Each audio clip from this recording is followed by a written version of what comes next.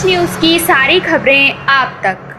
नारायणा थाना क्षेत्र अंतर्गत कार शोरूम पर हुई फायरिंग के मामले में स्पेशल सेल ने 2 आरोपियों को गिरफ्तार किया।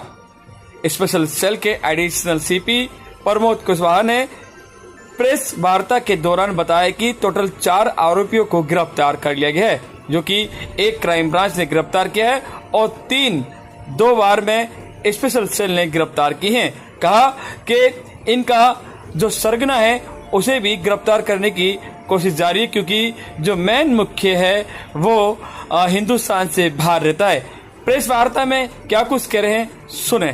27 सितंबर को नारायणा में एक कार शोरूम, कार स्ट्रीट के शोरूम पे शाम को 6:30 बजे फायरिंग का वाकया हुआ था, जिसमें कुछ अज्ञात हमलावरों ने वहाँ पर पिस्टल से बड़ी इंडिस्क्रिमिनेट फायरिंग की थी और काफ़ी सेंसेशनल इंसिडेंट था।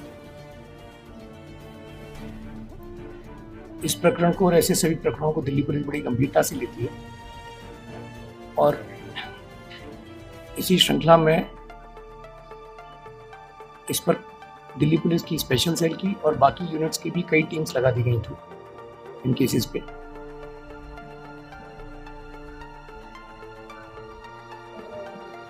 इस केस के 4 लोग जो इसमें इन्वॉल्व थे, वो चारों के चारों दे हैव बीन अरेस्टेड। सबसे पहली जो अरेस्ट इसमें हुई थी वो एक स्पेशल सेल की टीम में एक अरमान खान करके एक कैरेक्टर था, जिसको कंझावला से, माजरा डबास थाना कंझावला के एरिया से वहाँ पर परसों एक शूट आउट के बाद अरेस्ट किया था। साइमल्टेनियसली उसी समय क्राइम ब्रांच ने भी एक दीपक नाम का आदमी था, उसको गिरफ्तार किया था और 2 लोग और थे इसमें, जो एक सुमित काला और एक आकाश भोली, ये भाग रहे थे।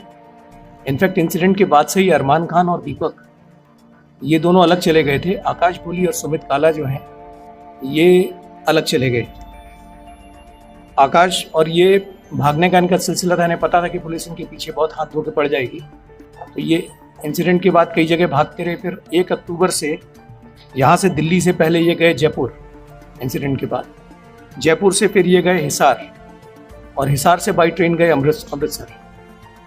इंसिडेंट के बाद से लगातार भाग रहे थे, फिर सोनीपत भी आए और फिर फाइनली 1 अक्टूबर को इन्होंने हज़रत निजामुद्दीन से ट्रेन बोर्ड की और निकल गए मध्य प्रदेश के लिए।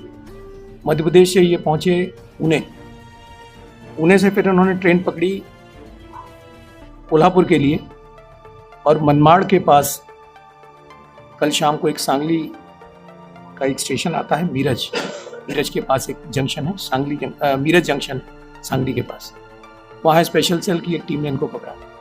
इस पूरे ऑपरेशन को डीसीपी प्रणव पायल, ये मेरे लेफ्ट में बैठे हुए हैं, सेल इन्होंने अभी ज्वाइन किया है, पर्सनली सुपरवाइज कर रहे थे।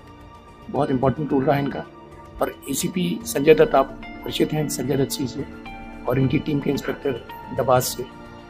इस टीम ने डेडिकेटेडली इनको, जब से ये इंसिडेंट करके भागे थे तब से जो चेस करना शुरू किया, तो उनको बैठने नहीं दिया।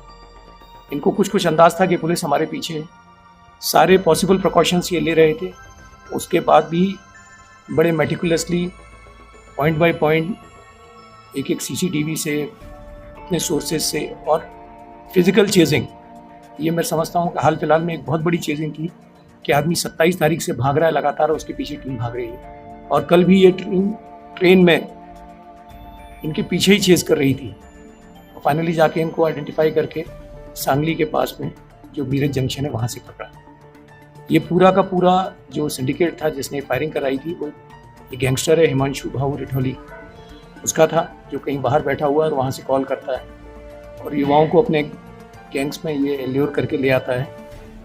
इसमें जो एक कैरेक्टर है जिसको हम सुमित काला कह रहे हैं, ये 29 साल का है, बेसिकली चरखी दादरी का रहने वाला है और बाबा फाइनेंस के नाम से गुड़गांव में इसका एक ऑफिस है। दूसरा जो आकाश भोली है, ये 19 साल का है, सॉरी मैं थोड़ा उल्टा बोल गया, इमलोटा का रहने वाला है सुमित और गुड़गांव में इसका फाइनेंस का ऑफिस है। और आकाश भोली जो है ये चरखी दादरी का है और ये इसके घर में सिलाई का काम होता है, वो ये काम करता है। तो इनकी अरेस्ट के साथ इसमें जो इन्वॉल्व लोग थे, उस दिन आपने देखा था 3 शूटर्स आए थे। एक दीपक जो है वो बाहर था, इनका वेट कर रहा था। बेसिकली ये 4 लोग आए थे इंसिडेंट में, 3 अंदर शूटिंग के लिए आए थे, 2 ने इनफैक्ट फायरिंग की थी और एक आदमी बेसिकली उसका काम था सबूत मिटाने का, कि खून बिल लेना या वो कर लेना। हालांकि वो सक्सेसफुल पूरी तरह से नहीं हो पाई। तो ये पूरा का पूरा मॉड्यूल पकड़ा गया है। जो हिमांशु भाऊ रिठोली है, उसके खिलाफ जो एक्शन हम थ्रू MHA एंड MEA लेते हैं, लीगल एक्शन, उसकी तैयारी हमारी चल रही है।